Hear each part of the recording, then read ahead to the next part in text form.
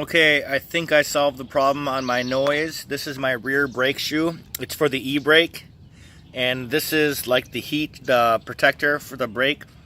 I took the guts out of the rear end, and the noise has stopped.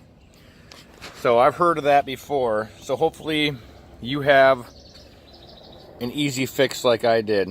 I thought it was a differential. I thought it was like the rear bearing, but it turned out to be the drum brake. I hope that video worked out for you. Check out some of my other videos. Boating, boat repair, Howie's mud bog, water slides. I'm going to do some fishing videos. Anyways, have a good day. Bye.